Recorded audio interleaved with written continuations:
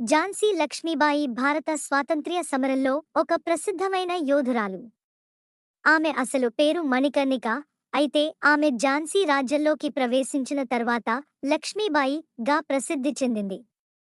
Jhansi Lakshmibai November 1828 19న వారణాసిలో జన్మించారు.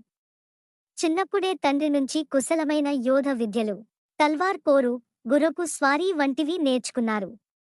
బాల్యంలోనే ఝాన్సీ మహారాజు గంగాధర్రావు న్యాల్కర్తో వివాహం జరిగి ఆమె ఝాన్సీ రాణిగా నియమితులయ్యారు.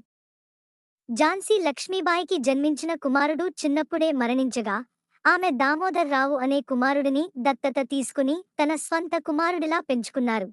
ఝాన్సీ మహారాజు గంగాధర్రావు చనిపోయిన తర్వాత British East India company doctrine of lapse అనే పాలసీ ప్రకారం ఆమె రాజ్యాన్ని ఆక్రమించాలని ప్రయత్నించారు. అయితే లక్ష్మీబాయి దీనికి ఒప్పుకోలేదు. బ్రిటిష్ పాలకుల నుండి ఝాన్సీ రాజ్యాన్ని రక్షించుకోవాలని ఆమె నిర్ణయించుకున్నారు. 1857లో జరిగిన మొదటి స్వాతంత్ర్య సంగ్రామంలో లక్ష్మీబాయి కీలక పాత్ర పోషించారు. ఆమె ధైర్యం, యుద్ధ నైపుణ్యం బ్రిటిష్ ఆర్మీని గడగడలాడించాయి. చివరికి ఆమె జూన్ 1858 గ్వాలియర్ సమీపంలో బ్రిటిష్ ఆర్మీతో యుద్ధంలో వీరోచితంగా మరణించారు. ఝాన్సీ లక్ష్మీబాయి ధైర్యం, దేశభక్తి, త్యాగం భారత స్వాతంత్ర్య పోరాటంలో ఆజ్యం పోసింది.